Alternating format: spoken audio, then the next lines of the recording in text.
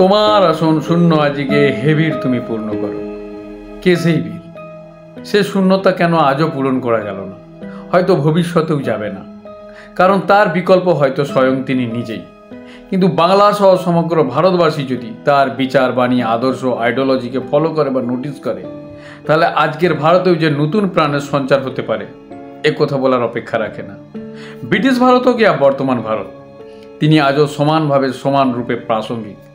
কে সেই ব্যক্তি বিশেষ? আজ তার কথাই বলবো। বন্ধুরা, তিনি আর কেউ নন, তিনি আপনার আমার সবার প্রিয় আমাদের নেতাজি সুভাষচন্দ্র বোস।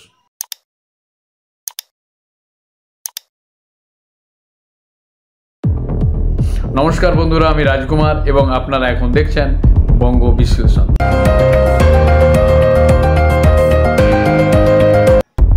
প্রথম বিশ্বযুদ্ধ থেকে দ্বিতীয় বিশ্বযুদ্ধের আঙিনা পর্যন্ত পরাধীন ভারতকে স্বাধীন করার জন্য অনেকে ঝাঁপিয়ে পড়েছিলেন, আত্মবলিদানও দিয়েছিলেন। একদিকে যেমন মহাত্মা গান্ধী, বল্লভভাই প্যাটেল, ঋষি অরবিন্দ, চিত্তরঞ্জন দাস, গঙ্গাধর তিলকের মতো বিশিষ্ট ব্যক্তিবর্গরা ছিলেন। অন্যদিকে তৎকালীন যুব সমাজও কোনো অংশে পিছিয়ে ছিল না।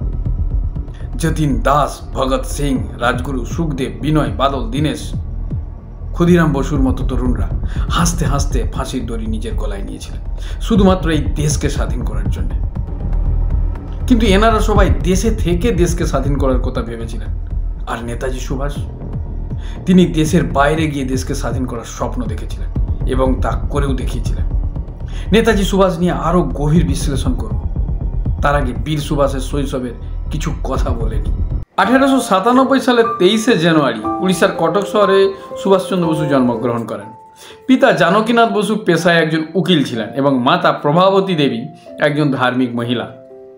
প্রাথমিক শিক্ষার জন্য বালক সুভাষকে প্রথমে রেম্বান্সর পরে প্রেসিডেন্সি কলেজে ভর্তি করা হয় এবং তারপরে 1918 সালে স্কটিশ চার্চ কলেজ থেকে দর্শনে বিএ পরীক্ষায় উত্তীর্ণ হন তিনি। এর পরবর্তীকালে উচ্চশিক্ষা লাভের জন্য আইসিএস পরীক্ষা হেতু লন্ডনে যেতে হয় সুভাষচন্দ্র বসুকে 1919 সালে। আইসিএস ইন্ডিয়ান সিভিল সার্ভিস তখন এই দেশে হতো না, লন্ডনে গিয়ে দিতে হতো। সুভাষচন্দ্র বসু প্রথম চর্চায় আসেন যখন ওনার ফটো নিউজ ম্যাগাজিন আর্টিকেলসে ছাপানো হয়, এই ভেবে যে প্রথম কোনো হিন্দুস্তানি বা প্রথম কোনো ভারতীয় যে আইসিএস এর মতো একটি প্রতিষ্ঠিত চাকরিকে রিজাইন করে দেশ সেবার কাজে নিযুক্ত হতে চেয়েছিলেন। ঠিক এই সময়ই 1919 সালে জালিয়ানওয়ালাবাগের হত্যাকাণ্ড সুভাষের মনে গভীরভাবে রেখাপাত করে।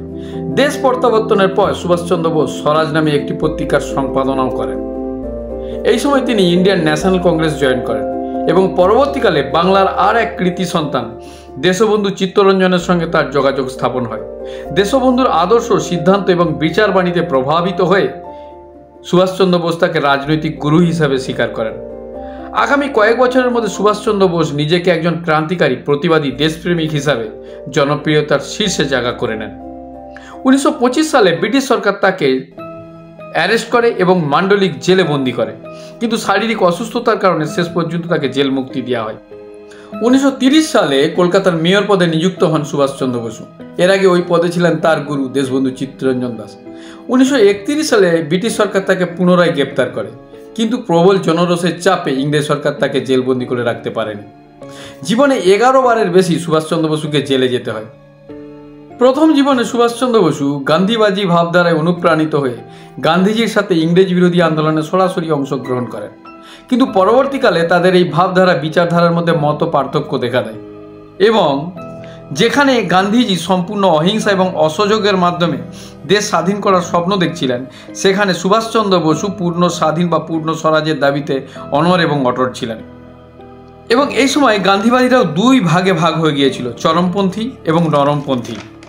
শেষ পর্যন্ত একটি জনমত সমীক্ষা দ্বারা ভোটিং করানো হয়, যেখানে একদিকে ছিল স্বয়ং সুভাষচন্দ্র বসু এবং অন্যদিকে প্রতিদ্বন্দ্বী হিসাবে ছিলেন মহাত্মা গান্ধী দ্বারা সমর্থিত সীতারামাইয়া।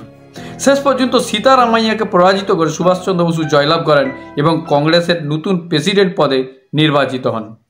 পরবর্তীকালে সীতারামাইয়ার পরাজয়কে মহাত্মা গান্ধী তার নিজস্ব পরাজয় বলে স্বীকার করেন, কিন্তু তৎকালীন বাকি কংগ্রেসের লিডার জওহরলাল নেহেরু, আব্দুল গফ্ফর খান, বল্লভভাই প্যাটেল, এমনকি মহাত্মা গান্ধী নিজেও সুভাষচন্দ্র বসুকে এই প্রেসিডেন্ট পদ থেকে পদত্যাগ করতে বাধ্য করেন। অবশেষে 1940 সালে সুভাষচন্দ্র বসু একটি নতুন পার্টি তৈরি করেন, যার নাম ছিল all India national block party.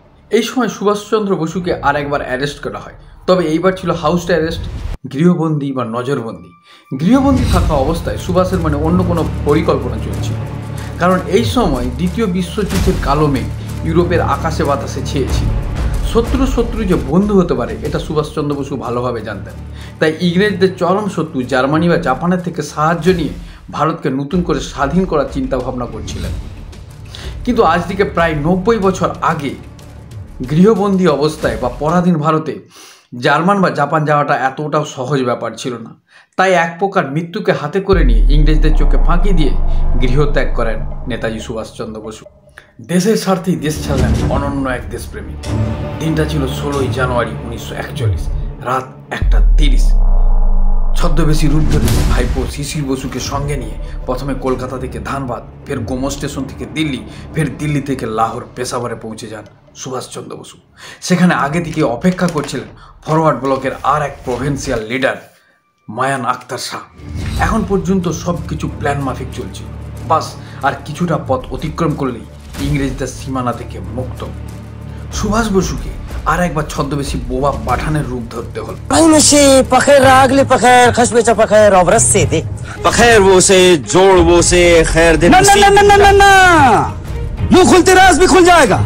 কারণ তিনি পাস্তু ভাষা জানতেন না। শেষ পর্যন্ত 26 জানুয়ারি 1941 পেশাওয়ার থেকে কাবুল এবং কাবুল থেকে মস্কোর পথে রওনা দিলেন। এইদিকে 27 জানুয়ারি 1941 সালে কলকাতার আনন্দবাজার পত্রিকার হিন্দুস্তান হেরাল্ডে প্রথম তার নিরুদ্দেশের খবর ছাপানো হয়। ইংরেজ সরকার ততক্ষণে তাকে বন্দি করার নতুন পরিকল্পনা করছিল, কিন্তু সুভাষ চলছিল সেই ইংরেজদের ধরা ছোঁয়ার বাইরে। অন্যদিকে সুভাষবাবু প্রথমে সোভিয়েত অ্যাম্বাসিতে যান, কিন্তু সেখান থেকে তেমন কোনো সুবিধা না পেয়ে তিনি জার্মান অ্যাম্বাসিতে কন্ট্যাক্ট করেন।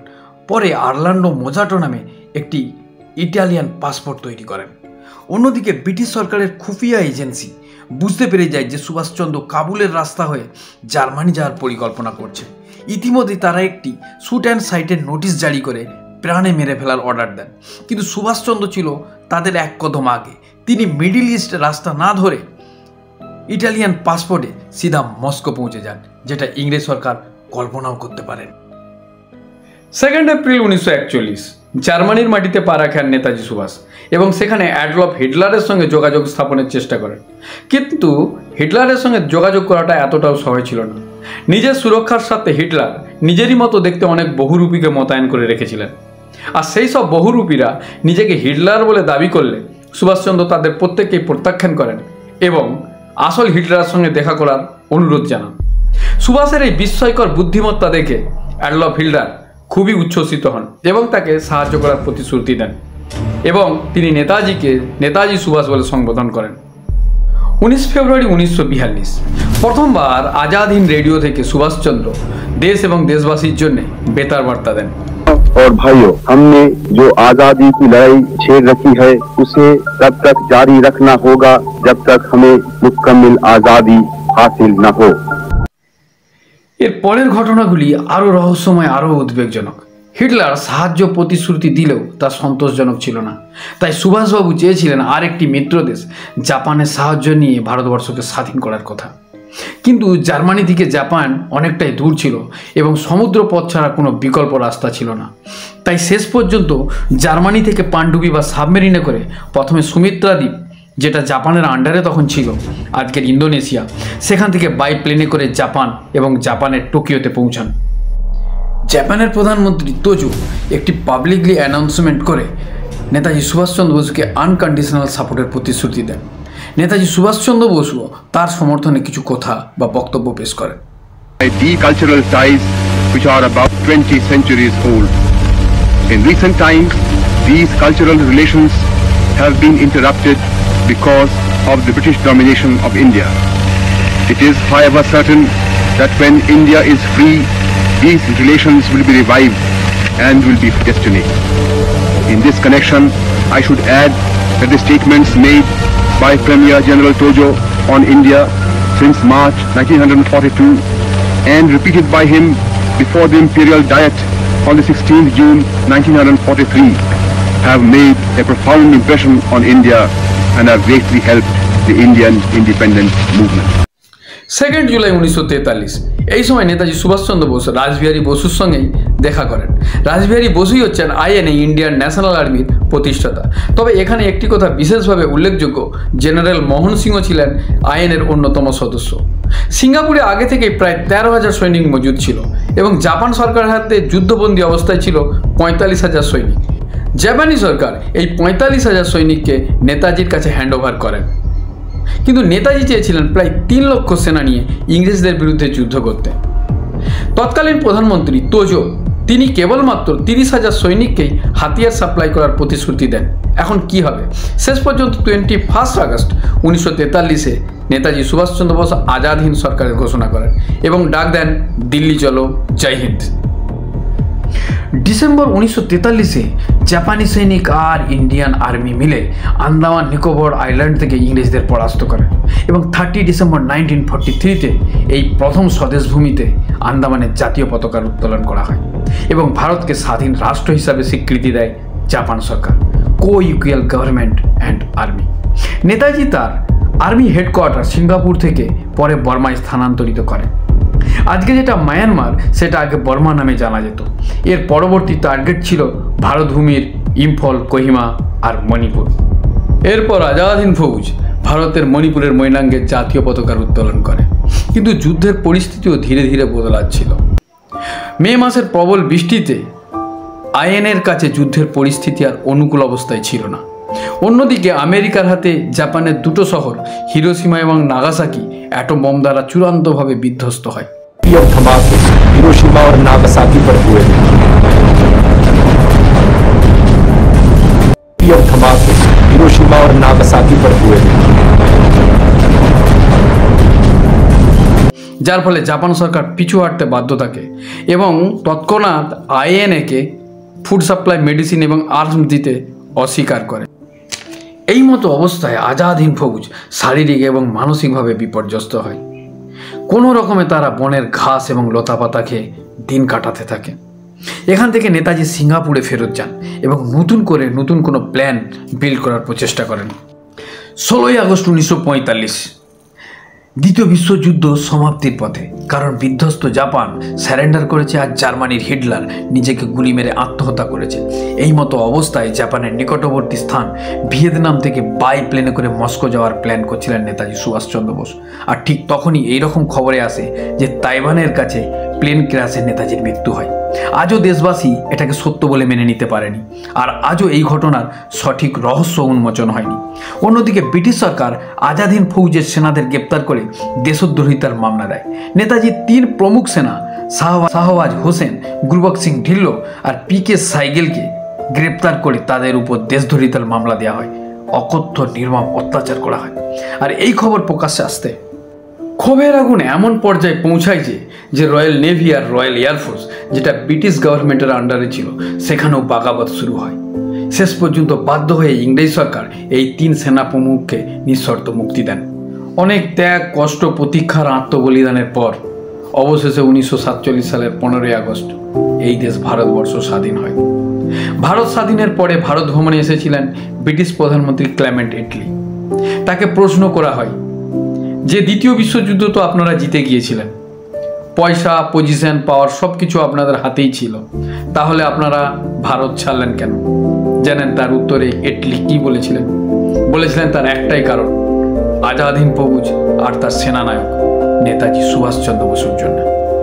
তাহলে গান্ধীজি বা জওহরলাল নেহরুর কতটা প্রভাব ছিল? তো উনি হেসে বলেছিলেন, তেমন বিশেষ কিছু না। সবার সম্মান মাথায় রেখেই বলছি, যে প্রভাব, যে প্রেসার নেতাজি দেশের বাইরে গিয়ে ইংরেজদের বিরুদ্ধে তৈরি করেছিলেন, তা এক কথায় অতুলনীয়, অনস্বীকার্য, অবিস্মরণীয়। নেতাজির মৃত্যু রহস্য নিয়ে অনেকবার অনেক কমিশন বসানো হয়েছে এই দেশে। শাহনওয়াজ কমিশন 1955 সালে, খোসলা কমিশন 1970 সালে, মুখার্জি কমিশন 1999 সালে এবং বিষ্ণু সাহা কমিশন। কিন্তু কোনো কমিশনই কোনো সঠিক তথ্য বা কোনো সঠিক সত্যের উন্মোচন করতে পারেনি। নেতাজির মতো মহামানবদের মৃত্যু হয় না, তিনি আজও অমর, আজও জীবিত। লক্ষ লক্ষ কোটি কোটি মানুষের হৃদয় কোঠায় যিনি বিরাজমান, তার মৃত্যু হতে পারেই বা কি করে? আজ দেশ স্বাধীন, আমরাও স্বাধীন, আর আমাদের চিন্তা ভাবনাও স্বাধীন। নতুন নতুন প্রযুক্তিবিদ্যা আর আধুনিকতার হাত ধরে যেখানে ভারত আজ নতুন নতুন ইতিহাস তৈরি করেছে, সেখানে আর এক ইতিহাস সিক্ত কণ্ঠে বলে চলেছে, তোমার আসন শূন্য আজিকে, হে বীর তুমি পূর্ণ করো। ভালো থাকবেন, সুস্থ থাকবেন। জয় হিন্দ, জয় ভারত। सुभाष जान हिंद है, सुभाष शान हिंद है, सुभाष जी वो जान हिंद। सुभाष जान हिंद है, सुभाष शान हिंद है, सुभाष जी वो जान हिंद।